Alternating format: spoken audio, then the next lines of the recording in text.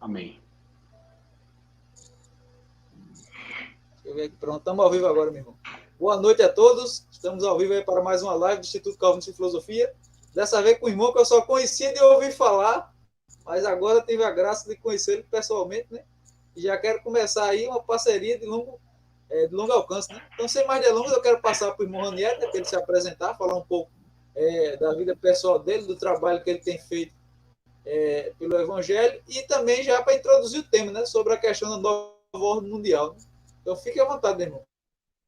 Amém, amém. Graça e paz. Agradeço, um prazer, uma honra aqui estar com o Maciel e ter a audiência de vocês aí. Eu agradeço de coração e espero trazer uma pequena contribuição aí para o pessoal que vai assistir e falar um pouco sobre esses temas polêmicos e contemporâneos, são importantes. Meu nome é Ranieri Menezes, eu sou estudante de teologia de modo natural, assim, diário, anual, há muitos anos.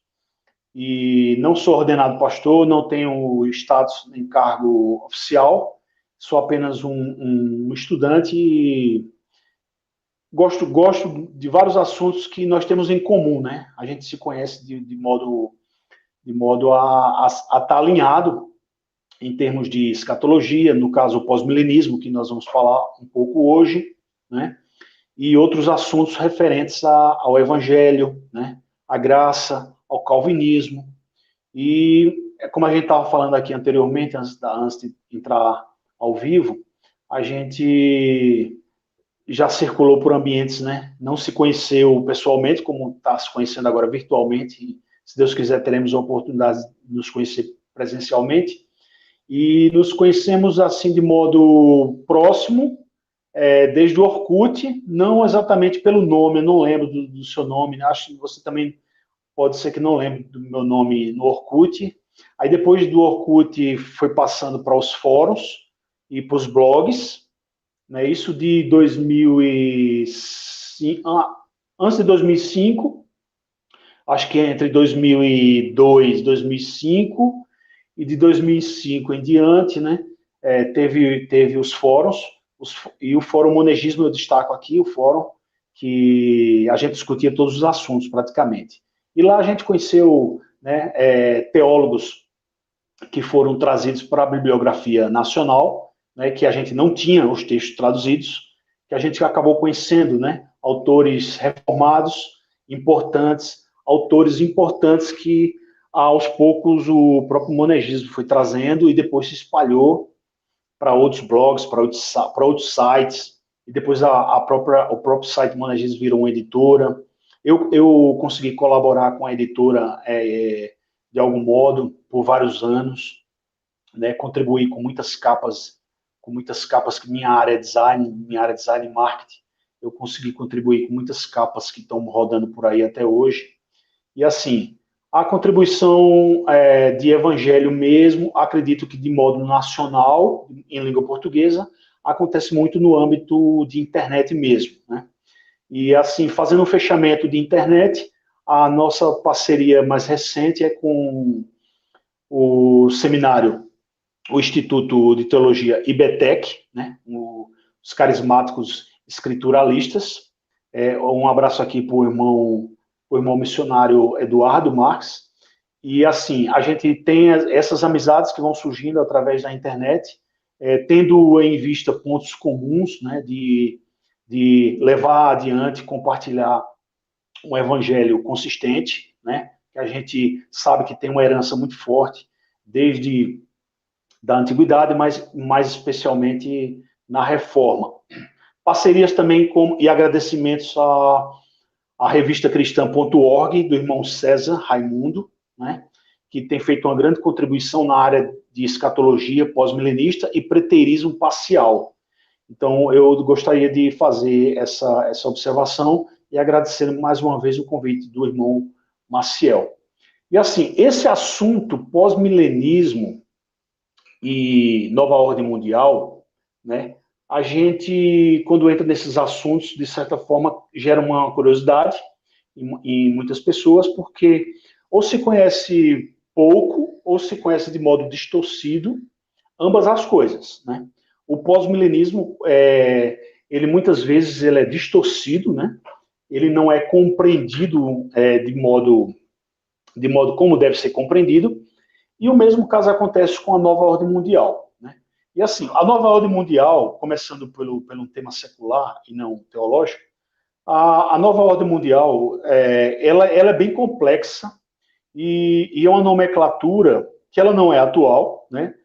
Mas que o seu conceito, ele de certa forma acontece em todos os pontos da história, né? Porque assim, se a gente for para a antiguidade, toda mudança de império, em seu conceito essencial, era uma mudança de ordem mundial. Mundial no sentido restrito de uma região, né? Se a gente for para o tempo do Império Romano, próximo do primeiro século, ou um pouco anterior, e mesmo séculos após o primeiro século, nós temos ali características de ordens mundiais, né? de política, uma política de ordem mundial.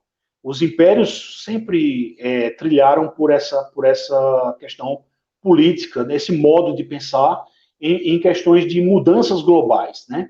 A gente sabe que a mudança global promovida pelo Império Romano é bem menor do que a configuração do mundo atual. Nós temos um mundo hoje que gira em torno da casa de 8 bilhões de habitantes, né? E nós temos blocos de países e competições comerciais, competições bélicas e outros assuntos de competições que fazem com que esses países hoje tenham uma configuração totalmente daquela do Império Romano, mas que aquele tempo do Império Romano, ali era o mundo antigo e ali era o mundo, né? Era o mundo como era conhecido, né? Aquele velho mundo como era conhecido, que não havia o conhecimento como há hoje, né? Embora já haviam habitantes, né, nas Américas, mas não havia o conhecimento que se tem hoje dos continentes, né? Da América Latina, o continente americano em si. Então, assim, alguns locais eram realmente desconhecidos, né? Como Oceania, muito desconhecido. A navegação era restrita. Então, mas assim, só para fazer um panorama de abertura, nós temos que entender que esse conceito de ordem mundial nova, um império que sai e outro que entra, um poder que sai e outro que entra, isso é corriqueiro na história mundial. E a gente poderia ir para muitos e muitos anos anterior ao Império Romano, no caso, os outros impérios, né? Como nós temos esse conhecimento básico, panorâmico, ao estudarmos a Bíblia, nós sabemos que houve impérios, né? Egípcios, assírios, babilônicos e outros impérios. Então, assim, essa transição e a política que se usa para um poder dominante de uma região ampla, como eram os impérios, né, esse poder como era dos impérios, todas essas mudanças são aplicações de um poder centralizador. Isso é muito importante a gente falar e a gente começar a se acostumar, porque o mundo do século XXI é bem diferente eu diria até do século XX. Apesar da distância ser pouca, né, muito próxima do século XX, há uma grande diferença e poderíamos destacar questões demográficas, né, que nós saímos de um mundo que girava em torno de 1 bilhão, ali por volta próximo da Primeira Guerra Mundial, e hoje nós estamos no mundo de 8 bilhões. E não só isso, nós temos uma mídia que transformou de forma estrutural o mundo, que é a mídia digital, essa mídia que estamos usando agora, que temos essa facilidade de comunicação, facilidade de acesso a conhecimento, algo inédito que começou, a gente sabe que antes da reforma, com a invenção de Gutenberg, a invenção da prensa, e a multiplicação desse do material impresso. O conhecimento se tornou impresso e se espalhou. O conhecimento impresso se transformou em revistas, se transformou em livros, se transformou em registros de narrativas. Por exemplo, um sermão que era pregado, alguém escrevia, né, o sermão, depois passava para ser impresso, né? Isso é algo revolucionário em termos de mídia, certo? Em termos de mídia. E hoje nós temos, no século XXI, uma mídia que é muito mais revolucionária do que aquela mídia da prensa. Nós temos essa mídia digital, e essa mídia digital, ela vai servir de gancho para a gente dizer o seguinte, e aqui nós temos que fazer uma separação, né? Quando a gente fala em globalismo e quando a gente fala em globalização, nós temos que entender e fazer uma distinção. É necessário fazer uma distinção entre globalismo e globalização.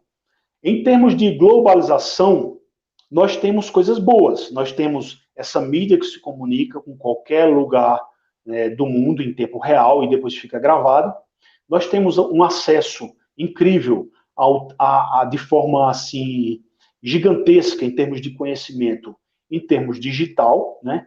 E isso faz parte da globalização, né? As viagens ficaram mais fáceis de serem realizadas, principalmente através de aplicativos que a gente consegue fazer uma reserva de hotel, fazer uma compra de uma passagem de avião, e por isso mesmo, o que houve, né, recentemente, como está havendo ainda no caso desse problema mundial sanitário, para não ficar falando nomes aqui e depois sofrer algum tipo de restrição do YouTube, mas vocês sabem o que, é que a gente está falando, isso aconteceu muito mais por conta dessa globalização.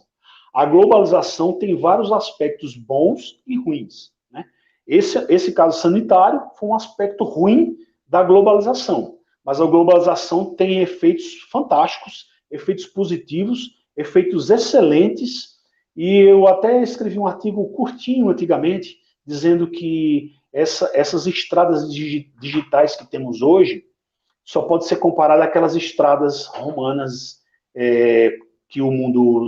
que a civilização grega e romana permitiu ao primeiro século e fez com que, um exemplo do apóstolo Paulo, de espalhar o evangelho por praticamente todo o mundo antigo, pela facilidade de acesso às estradas, né, pela facilidade de locomoção. No caso, ele já era um cidadão, a gente pode chamar o apóstolo Paulo de um cidadão global de sua época.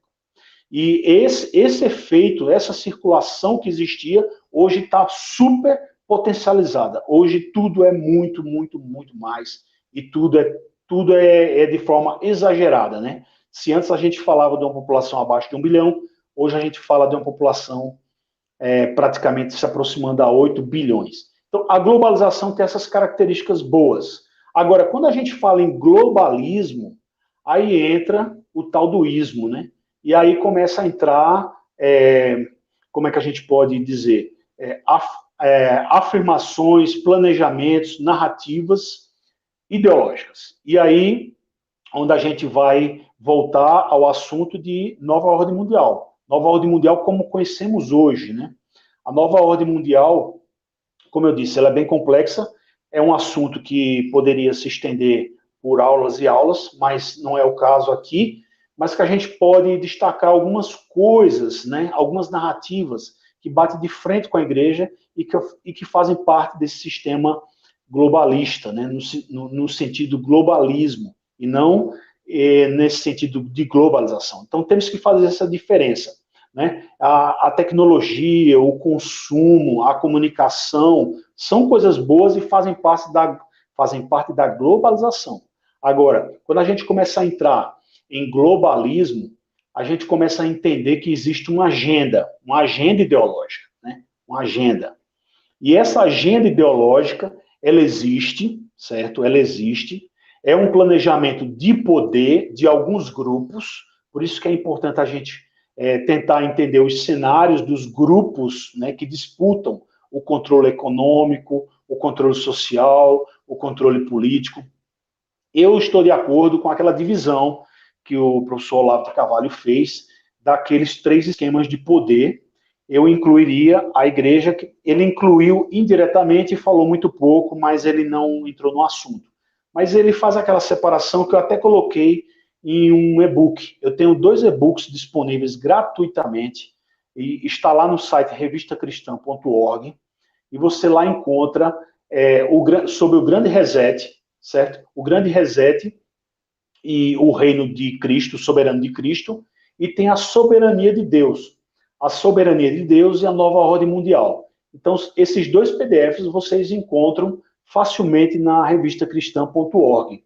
Mas, assim, o que vale a pena a gente dizer agora é que existe essa divisão, esses esquemas de poder, que, basicamente, pela figura de linguagem, a gente pode dizer que existe um sacerdote, um militar e um banqueiro, né? De forma bem superficial. No caso, os banqueiros ou o banqueiro são aqueles personagens que envolvem mais ONU, Europa, o Grande Reset, que é europeu, né?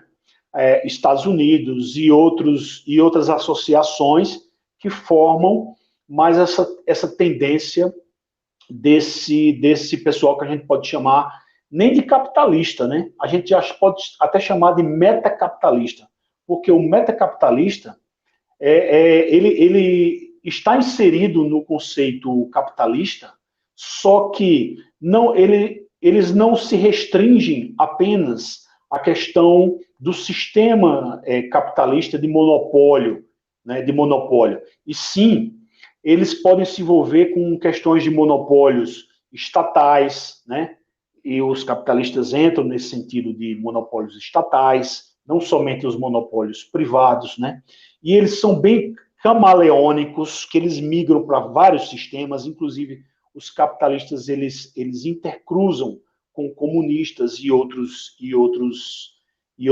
ideologias políticas, né? E assim, nesse sentido, é um assunto bem complexo, mas que os capitalistas eles conseguem as grandes fortunas, em outras palavras, as grandes fortunas do mundo, né? E a gente não vai entrar aqui em detalhes de famílias, isso seria um assunto interessante que muita gente já está ligado nisso, né? Mas que essas grandes fortunas, eles interagem com movimentos socialistas, interagem com movimentos comunistas, interagiram também com movimentos fascistas no passado, e eles são bem camaleônicos. Nesse sentido, os metacapitalistas, né, eles são um grupo que faz parte dessa disputa. Essa disputa tem outros grupos também. A gente pode separar outro grupo, que até o próprio professor Olavo também destaca, que é o grupo China-Rússia. A gente vai precisar entender um pouco mais de geopolítica e destacar que esse é o sistema, de forma mais enfatizante, é um sistema que valoriza mais o aspecto político, geopolítico e militar, né? Então, aí já tem outras características. Não significa que são características fixas, mas que eles intercruzam com as outras características, né? Os banqueiros podem intercruzar com planejamentos e interesses em comuns com os militares, no caso, de modo mundial e geopolítico. E o terceiro grupo é o terceiro grupo, que é o sacerdote, que ele enfatiza como sendo o Islã, o islamismo. E o islamismo, no momento dessa discussão global atual, ele praticamente está de modo mais discreto, né? Eu gostaria de destacar que agora iniciou em Dubai, a Expo 2020, né, que atrasou, está com o nome 2020 e a gente já está em 2021, e eles vão passar 6 meses na maior feira mundial de negócios, que provavelmente irão circular 25 milhões de visitantes em Dubai. Então, assim, a gente não pode descartar que o esquema islâmico, que tem todo o poder econômico do petróleo e de outras riquezas, a gente não pode descartar. Eu colocaria o quarto poder, que o quarto poder é exatamente a igreja, e não a igreja no sentido que o professor Olavo entende, que é a igreja católica romana, e sim a igreja de Cristo como um todo.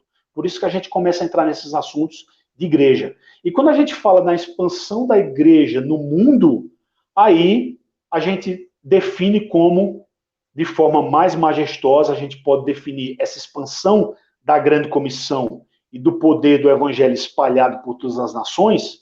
A gente destaca o conceito, né? O conceito e o conhecimento do pós-milenismo. O pós-milenismo, a gente, de forma bem geral, nós podemos definir em palavras simples que nada mais é do que a expansão da grande comissão. aquela grande comissão de Mateus 28, não só a grande comissão, como o domínio que está lá em Gênesis, nos primeiros capítulos, domínio que Deus deu ao homem, né? E quando a gente se refere a Gênesis, e para fazer uma ponte com a nova ordem mundial, a gente tem que entender o seguinte: lá nos primeiros capítulos de Gênesis, existe aquela passagem que é também considerada, chamada proto-evangelho, que ali existe uma figura de linguagem que fala que,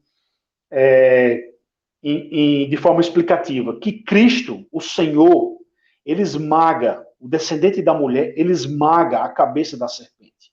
E ao esmagar a cabeça da serpente, né, ao mesmo tempo existe uma sentença divina afirmando que haveria uma inimizade e uma hostilidade entre os descendentes desse que esmagou a cabeça da serpente contra os descendentes da serpente.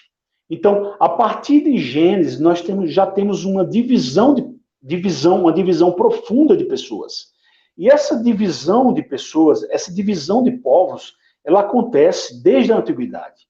Então, nós podemos dizer que sempre existiu conspiração contra o Senhor Deus desde a antiguidade. O próprio Salmo 2 vai falar isso, né? Que os reis, os príncipes, conspiram contra o Senhor. E a palavra é exatamente essa, eles conspiram contra o Senhor.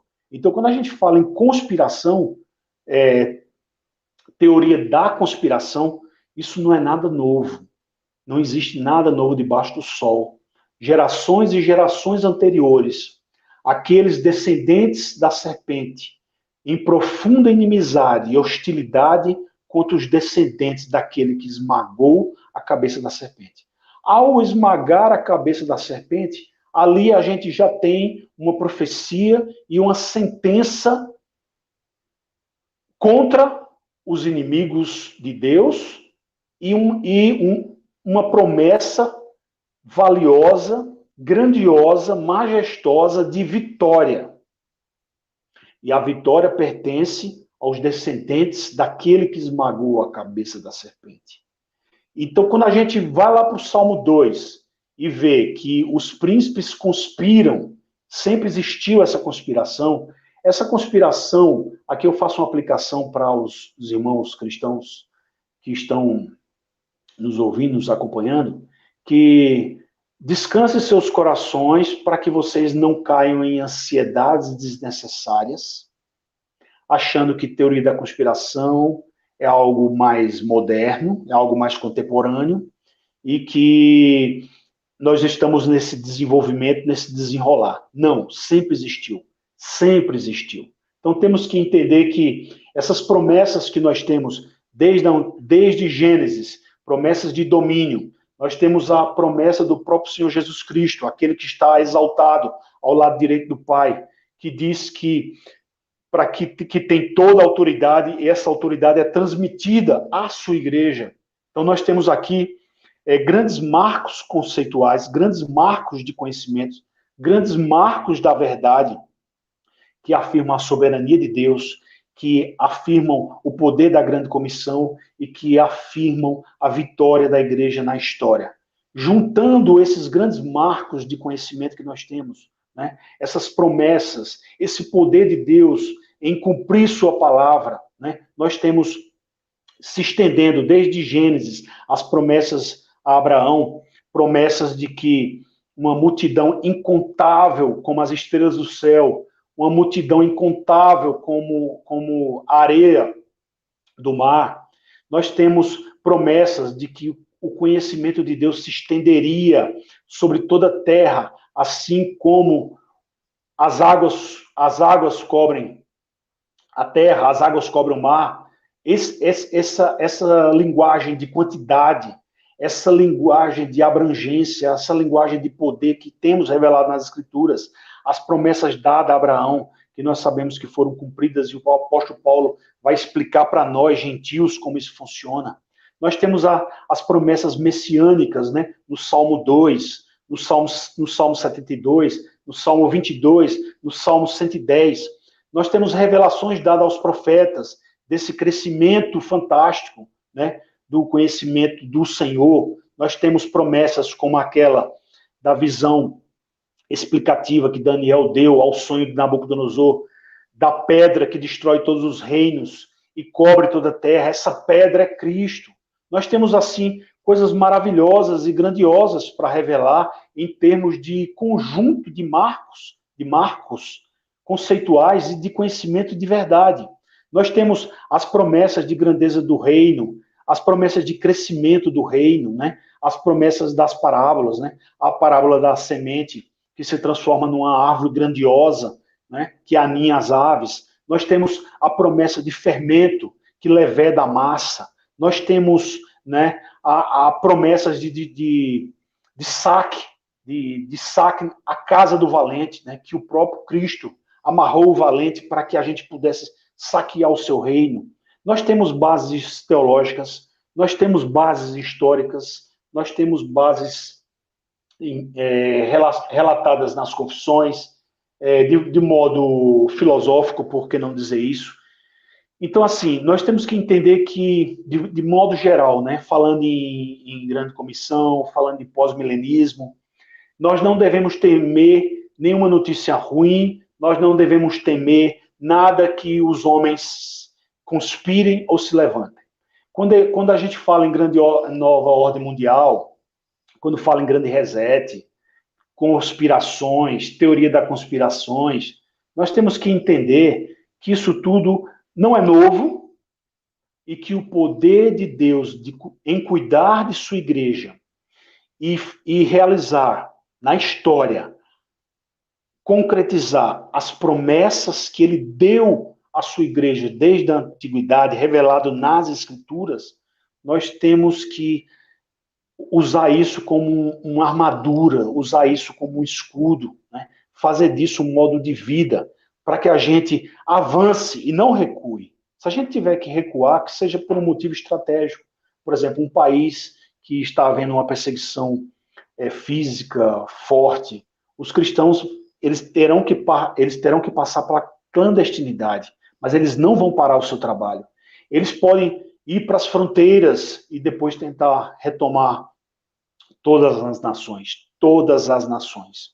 Então, escatologia, né? Quando a gente fala em escatologia, está lá nesses 2 e-books, que depois o irmão Maciel pode compartilhar o link desses e-books com vocês.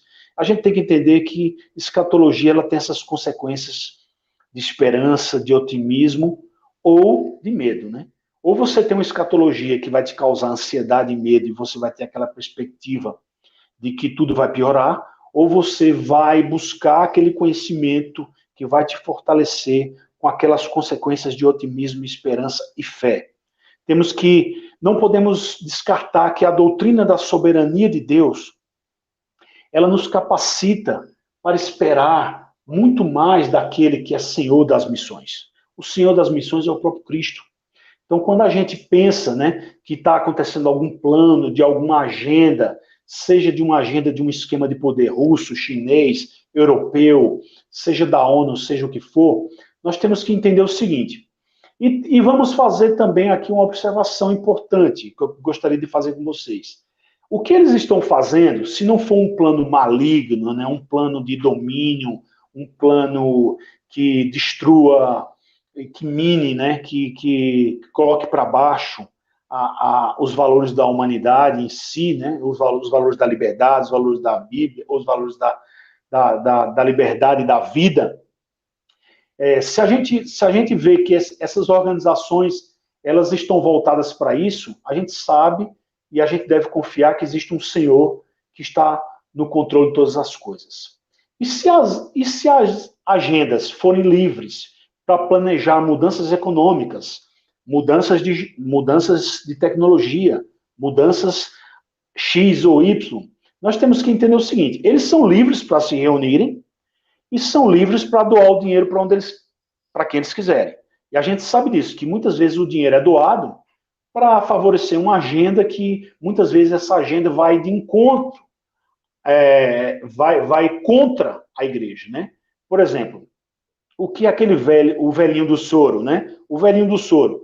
O que ele quiser fazer com o dinheiro dele, ele faz o que ele quiser, ele é livre, né? E nós sabemos que ele prestará contas ao Senhor mas nós estamos atentos, nós estamos como observadores desse mundo contemporâneo, entendendo o seguinte: primeiro, que está tudo debaixo da soberania de Deus, a grande comissão será realizada com ou sem permissão de grupo A, B, C, e a vitória da igreja já está determinada, independente da vontade de A, B, C. Então, nós temos que enxergar isso. Então, nesse ponto, o professor Olavo de Carvalho, ele não enfatiza o quarto poder, que eu coloco. Ele coloca também o quarto poder, só que ele não enfatiza, ele fala que o quarto poder é a igreja, né? Deixa eu ver aqui, chegou uma mensagem, deixa eu só cancelar. Cancelei. Então, assim, nós temos que entender que essas organizações são livres para fazer o que elas quiserem, certo?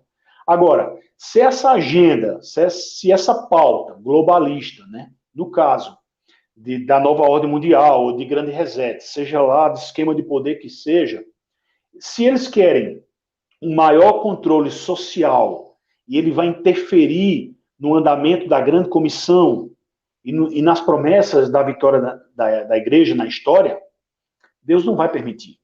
E Deus já está provando isso, veja. Esses poderes, eles entram em conflitos, tem hora que eles estão trabalhando em conjunto, por algum interesse comum, e tem hora que eles estão em conflito. A gente pode lembrar do fator Babel, né? O fator Babel, existia uma desunião naqueles que estavam trabalhando em comum para fazer aquela construção, e depois não deu certo. Então, uma coisa, eu destaco aqui um estudioso russo naturalizado americano, Peter Turkey. Eu cito ele nos PDFs. O Peter Turkey, ele fala que nós estamos vivendo uma época de não cooperação. De não cooperação. E sim, estamos vivendo uma época de discórdia. Nós estamos vivendo hoje uma época que os blocos de poderes econômicos e políticos, eles vão se alinhando, e eles não conseguem ter uma cooperação, eles não conseguem ter um alto nível de cooperação para que se permita ter um poder mundial, certo? Nós podemos até destacar alguns pontos, né, como, por exemplo, nós temos que entender que essa descentralização de poder, ela acontece de forma natural, por causa do nosso tempo, por causa da comunicação digital tecnológica que temos, por causa também da questão demográfica de 8 bilhões de habitantes, e o cenário atual, ele faz com que vários grupos tenham seus interesses, e esses interesses não consigam se harmonizar por um objetivo comum ou maior, que seria o caso do anticristo, por exemplo. O conceito do anticristo é um conceito de poder centralizador e mundial, que alguns até falam que a nova ordem mundial ela está relacionada ao anticristo. Só que se a gente analisar o nosso tempo, século XXI, no ano 2021, nós temos que entender que o mundo está passando por fases de desintegrações políticas, desintegrações culturais, e não está havendo uma harmonização para que haja um poder centralizador. Não está havendo um modo integrativo. O mundo não está passando por um modo político integrativo. As dificuldades são imensas. Estados Unidos contra a China, em termos econômicos, ameaças bélicas, em termos de bloco China-Rússia versus Estados Unidos versus União Europeia versus outros esquemas de poder. Então, nós vemos isso, e não é de hoje, são décadas se desenrolando para isso, e temos que entender o que está acontecendo é que o desalinhamento e a fragmentação pelas regiões do mundo estão acontecendo nesse momento. Esse não é um cenário propício para uma centralização de poder. Então, quando a gente fala em nova ordem mundial e poder centralizador, isso já começa a enfraquecer esse conceito. Enfraquecer esse conceito não por opiniões minhas ou particulares, e sim de estudos. Tem um grupo de estudo que faz estudos para o mercado financeiro, um grupo internacional, que chama Grupo Eurásia. E esse Grupo Eurásia, o logotipo do grupo é um globo fragmentado.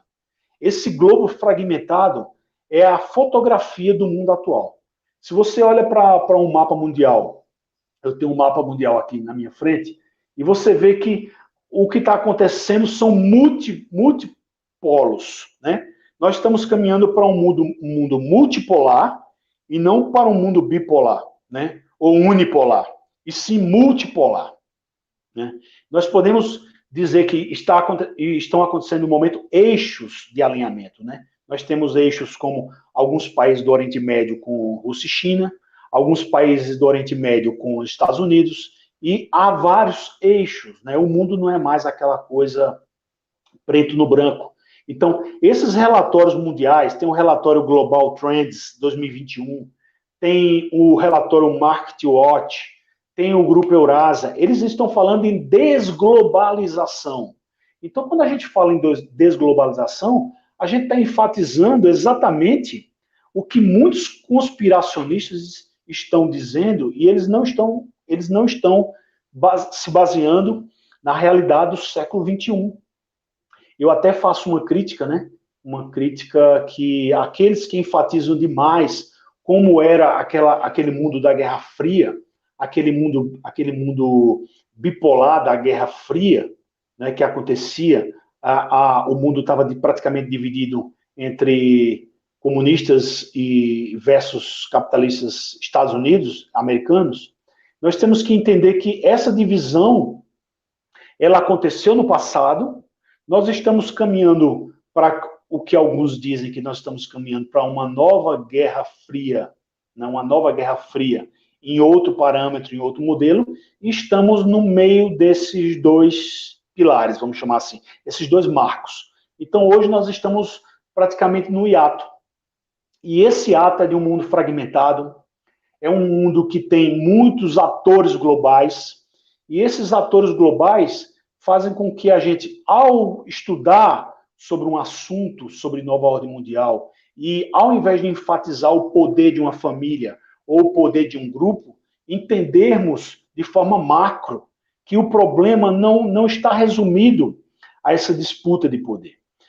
No e-book eu fiz uma ilustração, e aqui eu quero até aproveitar essa ilustração, que quem assistiu, eu não sei qual foi o número do filme do Capitão América, que ele entra, é uma cena clássica, que ele entra no elevador e os inimigos estão dentro do elevador, e quando ele entra, ele percebe o perigo ali, ele tem uma consciência, né, da situação, e alguns solta até algumas frases, né, que o ambiente estava ali, estava pesado, que ia acontecer uma luta, e existiu aquela luta clássica, aquela luta épica dele dentro do elevador, né, o Capitão América dentro de um elevador com várias pessoas, e ele bate em todo mundo e deixa todo mundo nocauteado dentro do elevador.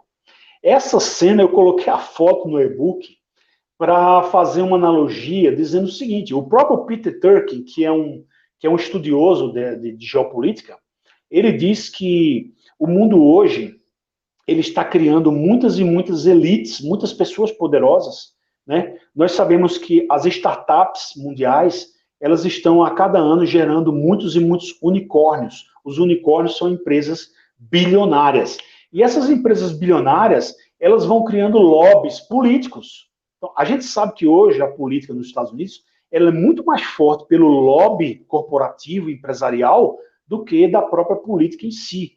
Os políticos trabalham para essas corporações. Então, se surgem cada vez mais empresas bilionárias, e cada vez mais o número de bilionários, o número da elite aumenta, o que está acontecendo é que essa elite ela está dividindo cada vez mais um espaço do elevador. Porque o espaço da elite, a elite mundial, o espaço é estimado em 1%. Esse espaço de 1% está acontecendo que está entrando mais gente e dividindo a fatia nesse espaço de 1%. Então, o elevador da elite mundial e dos esquemas de poderes continua o mesmo, é 1% esse elevador. O espaço está limitado para eles. Aí o que acontece? Se há vários pensamentos diferentes dentro de um ambiente de disputa, de competição, como existe uma competição por espaço dentro de um elevador, usando essa ilustração, nós reconhecemos que, ao invés de existir mais cooperação, está existindo o contrário, está existindo mais competição. A competição entre os esquemas de poder não permite a centralização de poder e nem o resultado positivo para uma nova suposta ordem mundial. Nós sabemos, essa suposta nova ordem mundial, alguns vão dizer que essa picadinha que estão colocando aí no pessoal, na crise sanitária, isso aí já faz parte desse planejamento. Alguns estudiosos de escatologia mais sensacionalistas, mais dispensacionalistas, vão dizer, vão até afirmar que nesse esquema de picadinha está acontecendo uma transmissão, uma instalação de chip referente a um suposto personagem de Apocalipse. Então, assim, isso não passa de fantasia, isso não passa de narrativa, de mais uma elaboração fantasiosa, religiosa, e que muitos, infelizmente, entram por essas veredas e tiram proveitos de rebanhos incautos. Mas, assim, nós temos que enfatizar que a nossa realidade de mundo, a gente tem que fazer uma leitura de como está sendo feita realmente essa leitura pelos especialistas, no caso, os relatórios de economistas, relatórios geopolíticos, né? Teve um autor chamado Ian Brennan, ele escreveu um livro chamado G0. Esse livro G0 significa o seguinte, veja, o mundo dividido do século passado, na Guerra Fria, nós podemos falar que haviam dois grandes países superpoderosos, superpotências, que eram Estados Unidos e Rússia, a União Soviética, a ex-União Soviética. Nós poderíamos chamar essa divisão de G2. E com o tempo nasceu o G7, os 7 mais poderosos. E depois, com o tempo, veio o G20. E hoje, além do G20, está acontecendo um espalhamento de blocos, como, por exemplo, o BRICS, que é o grupo que envolve África do Sul, Brasil, Índia, China, né? E eu acho que eu esqueci de Rússia. Então, assim, está acontecendo uma fragmentação de grupos regionais, está acontecendo vários eixos de alinhamento político pelo mundo, e hoje o mundo não é mais G7, o G7 não tem mais aquele poder que tinha há décadas atrás, né? Hoje nós estamos falando de algo que superou o G20. Né? Então, essas disputas de esquemas de poderes, né, eu estou enfatizando isso dentro do assunto de nova ordem mundial, não para que a gente fique gastando tempo nas teorias da conspiração do que é ou que pode ser, em algum ponto de vista, uma nova ordem mundial sendo instalada, e sim mostrar o panorama macro para que você entenda que isso não é possível. Isso não é possível. Essa disputa de esquemas de poder é real. Né? Nós temos forças históricas que disputam o poder pelo mundo, eles se articulam, ora eles estão alinhados, ora eles estão com seus projetos de dominações locais, regionais, e quem sabe até um projeto de dominação global. Eu não descarto que exista um projeto de dominação global. Agora, que ele não é viável, né? Se olharmos para o passado, nós vamos reconhecer que o Império Romano foi uma grande potência mundial de unificação, de centralização, e que isso não há mais hoje no mundo. Né? Isso não há mais hoje no mundo. Quem chegou perto dessa expansão mais recente foram os Estados Unidos, e os Estados Unidos hoje, século XXI, não é mais aquela liderança mundial que era no século passado. Não é mais. E o próprio reflexo dessa decadência de não ser mais o líder mundial, os outros blocos estão surgindo, estão se fortalecendo. E essa disputa do elevador, o elevador está pequeno, essa disputa intra-elite, essa disputa faz com que esses planos de conspiração não prosperem. Né? E aqui, desculpa a hora. Então temos que, assim, só fechando esse assunto, nessa parte, o contexto internacional hoje, ele está muito mais voltado a nacionalismos espalhados pelo mundo, né? O globalismo tem sentido abalo, sim. O globalismo já teve um avanço muito mais favorável, né? Hoje está acontecendo mais um protecionismo. Nós tivemos casos de protecionismo farmacêutico. Nós tivemos casos de protecionismo de fronteiras contra imigrantes e contra esse espalhamento sanitário que teve de questão de saúde, né?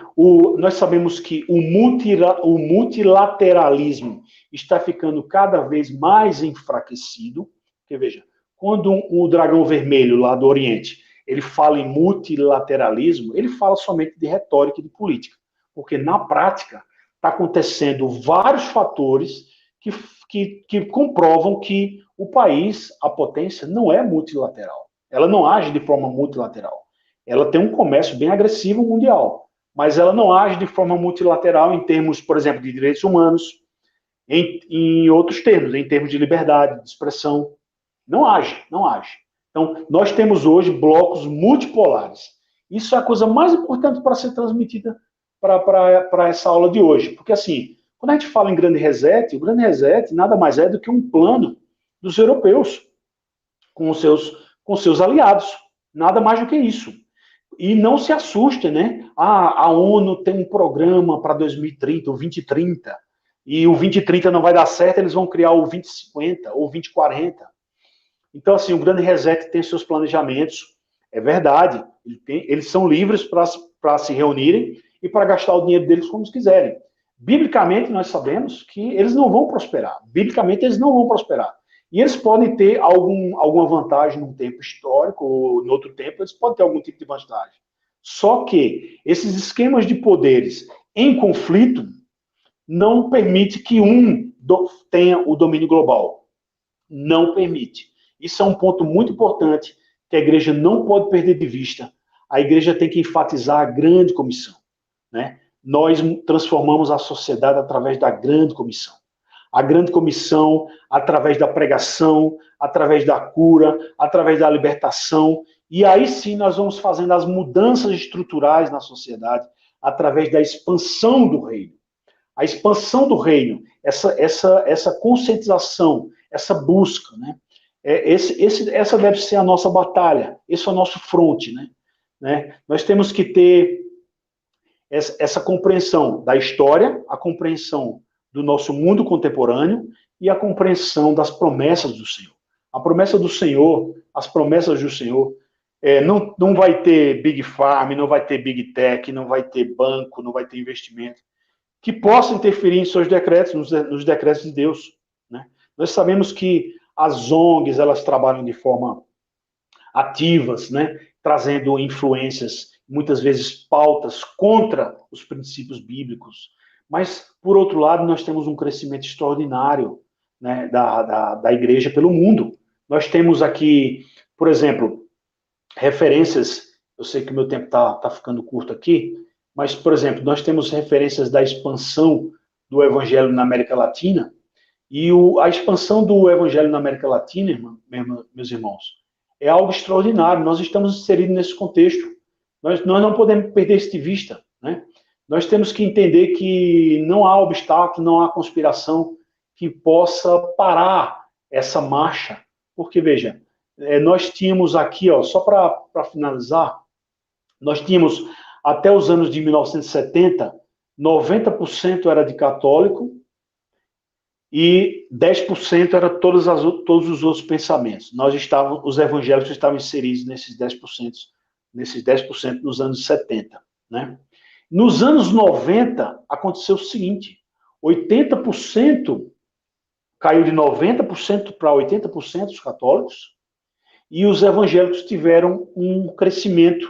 E esse crescimento, ele está acontecendo desde os anos 70, e nós chegamos em 2017 com 60% de declarados católicos romanos e 40%, nesses 40% que não são mais católicos romanos, nós podemos colocar uns 30% de evangélico e 10% de outras religiões. Então, em termos de religião, o crescimento que aconteceu, que está acontecendo na América Latina, é algo extraordinário. A América Latina está caminhando para 50% de evangélicos em pouco tempo. E isso haverá, de fato, de modo natural, uma transformação cultural, transformação não só cultural, mas na área de educação, na área econômica. Por quê? Esse crescimento evangélico não tem como parar. Não tem plano humano que consiga, não tem conspiração humana que consiga parar os planos do Espírito Santo. O Espírito Santo tem seu plano para a América Latina. O Espírito Santo tem seu plano para todas as regiões. Nós temos nos Estados Unidos quase 300 milhões de evangélicos, embora eu não quero aqui entrar no mérito de questão de prática, de qualidade, de fé, mas nós temos de forma declarada quase 300 milhões de evangélicos. Aqui na América Latina nós temos 600 milhões de evangélicos. Ouviram bem? 600 milhões de evangélicos. Europa nós temos praticamente mais 600 milhões de evangélicos. Na África nós estamos caminhando para 700 milhões de evangélicos. Na Oceania nós temos 28 milhões de evangélicos. E na Ásia, quase 400 milhões de evangélicos. Meus irmãos, de 1900 até 2020, nós tivemos praticamente uma inversão. Aquilo que era um mundo de 80%, que praticamente a fé estava na Europa e nos Estados Unidos, a nossa herança reformada, e nós estávamos apenas com 20%. Hoje, nós estamos praticamente revertendo essa situação. Nós estamos caminhando para 70% de evangélicos, enquanto nossos pais evangélicos, nossos pais na fé, nossos pais eclesiásticos, eles estão na decadência, que nós sabemos disso, por causa do secularismo, e eles caíram para 30% mais ou menos. E nós estamos na faixa de 70% de crescimento evangélico. Essas informações e esse crescimento que o secularismo não consegue explicar e o secularismo não consegue parar, esse crescimento é o resultado da grande comissão, da soberania de Deus sobre a história e sobre a vitória de Cristo, a vitória da igreja na história. Esses são os grandes marcos, são os grandes princípios, que não existe plano opressor político, religioso, étnico, violência urbana, ideológica, planos humanos. Aos nossos olhos, esses planos humanos podem até nos assustar, mas eles estão desafiando aquele que é ungido de Deus, Cristo Jesus. A igreja perseguida, ela existe, ela recua e muitas vezes ela avança. Não podemos negar o poder do Evangelho. O poder do Evangelho é a palavra final para essa aula de hoje, que acho que atingimos às 21 horas, e quem sabe podemos continuar, e eu aconselho que vocês dêem uma olhada nesses e-books que eu vou disponibilizar, e que certamente é mais ou menos isso que a gente está falando aqui nessa live de hoje. E lembrando só com um versículo bíblico. O Salmo 2, para fechar, Marcial. O Salmo 2, verso 8 diz: Pede-me e eu te darei os gentios por herança, e os fins da terra por tua possessão. Cristo pediu, e Cristo recebeu isso da mão do Pai. Ele recebeu como herança os gentios e os fins da terra como possessão dele. A posse é dele. Os cristãos perseguidos, os cristãos ansiosos, devem perseverar e orar, porque a posse é dele. Cristo governa o mundo todo. Cristo governa o mundo inteiro. O mundo está em suas mãos por direito soberano. Toda autoridade foi dada a ele. Todo poder foi dado a ele. O nome dele está sobre todo nome, para que diante dele se dobre todo joelho. Essas verdades majestosas, nós não podemos perder de vista e ficar olhando para uma janela temporal, circunstancial, temerosa, e sim confiar na autoridade de Cristo. Eu agradeço a oportunidade e, se Deus permitir, a gente pode nos encontrar novamente.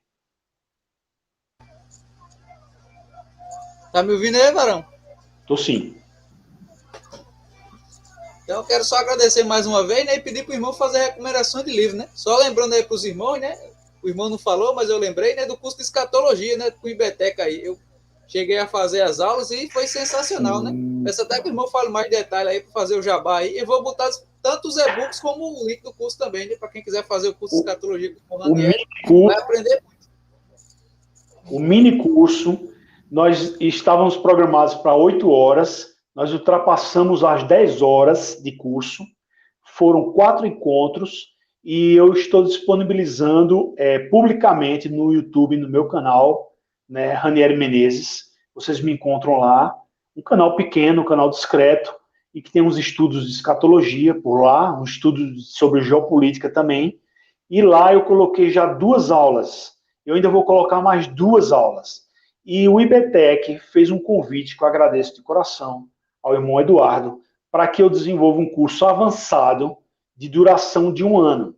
E esse curso de duração de 1 ano, nós podemos entrar nas questões exegéticas, em Apocalipse, nos Evangelhos, nos profetas, e também nessas questões contemporâneas. Então, meu irmão, meus irmãos, agradeço demais a audiência de vocês, desejo sucesso e crescimento para o trabalho do irmão Maciel, que ele se desenvolva forte nessa área, de trazer essa linha, né, de valorizar a pregação do Evangelho, de valorizar o poder do Evangelho, o poder soberano de Cristo sobre a história, e trazendo esses panoramas para que a gente tenha uma compreensão mais adequada da realidade.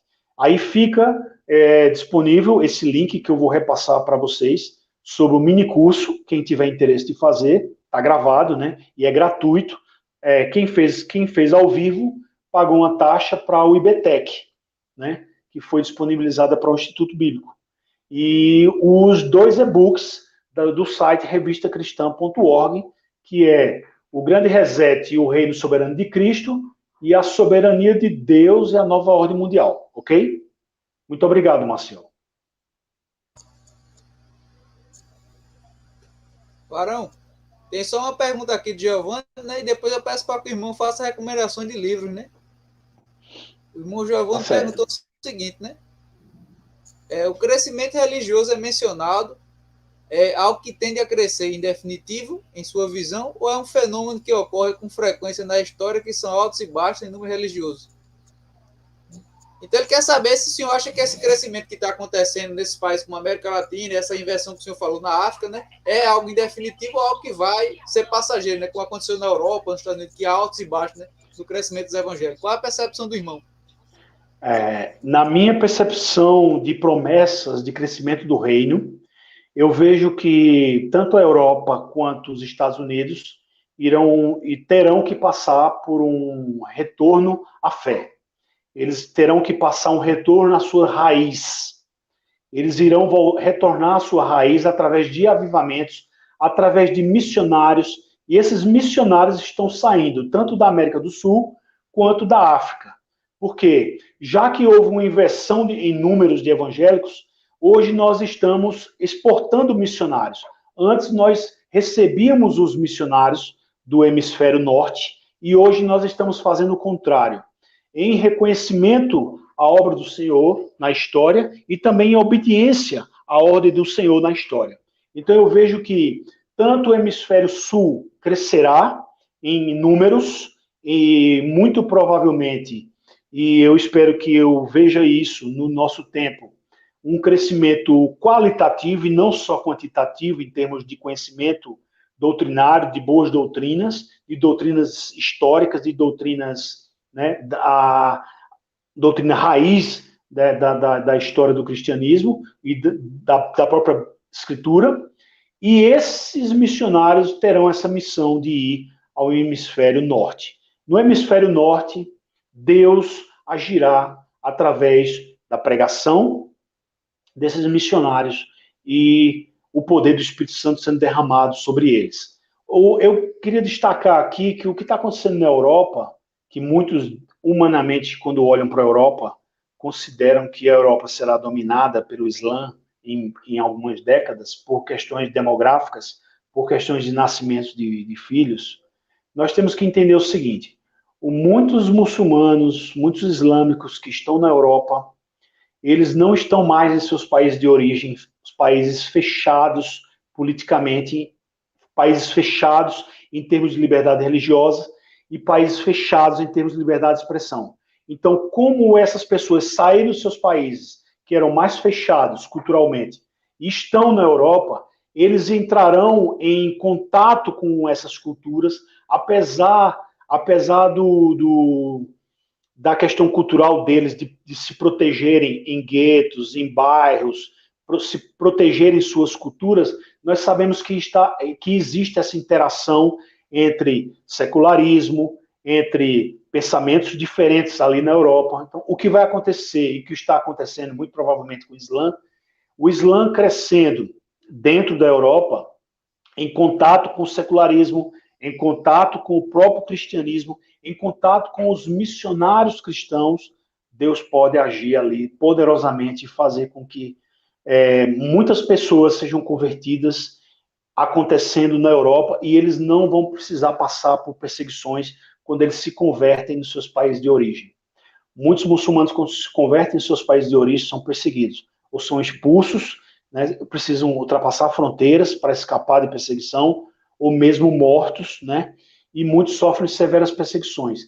Em países mais livres, né, em termos culturais, como acontece na Europa, esse contato favorece os missionários cristãos. Inclusive, eu vou dar apenas um pequeno exemplo, que eu acompanhei uma missionária cristã, que ela atua em bairros islâmicos em Londres e França, Londres e Paris. Já tem algumas regiões que os muçulmanos vão se juntando e eles vão fazendo um crescimento territorial em bairros, né? E muitas vezes eles entram em choque cultural e até em choque em termos de leis com os seus locais estabelecidos. E esses missionários, que muitas vezes são anônimos, que muitas vezes não dizem nem o local onde estão trabalhando, eles estão fazendo contatos, levando Cristo Jesus para aquelas pessoas, fazendo contato ali, um a um. Às vezes trabalho com jovens, trabalho com crianças. Então, assim, irmãos, a gente não sabe, a gente não tem essa onipotência de reconhecer como está sendo feito o trabalho. A gente não tem essa onipresença, né, para reconhecer como está sendo feito esse trabalho missionário em cada cantinho do mundo. Mas, pelo pouco que a gente pode ver, e supondo que essas conexões, né, da globalização, não do globalismo, essas conexões da globalização permitem que um muçulmano possa entrar na internet num país livre e se deparar com um texto que revele a graça soberana do Senhor. Quem pode impedir isso? Quem pode impedir isso? Então, eu vejo que haverá essas transformações. Há altos e baixos, sim, respondendo o irmão. Há altos e baixos, sim, na história. Mas eu acredito que nós estamos numa linha ascendente com altos e baixos. Nós estamos numa linha ascendente na história com altos e baixos. Agora, já em visões escatológicas como o amilenismo, nós estamos em uma linha descendente na história. Mas nós estamos falando em pós-milenismo.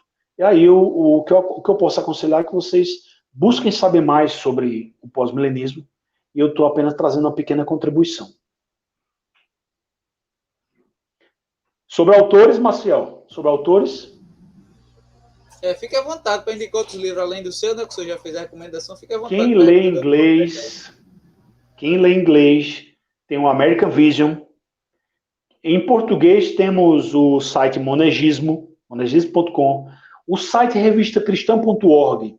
Tem mais de, eu vou chutar por baixo, mais de 600 PDFs gratuitos em português.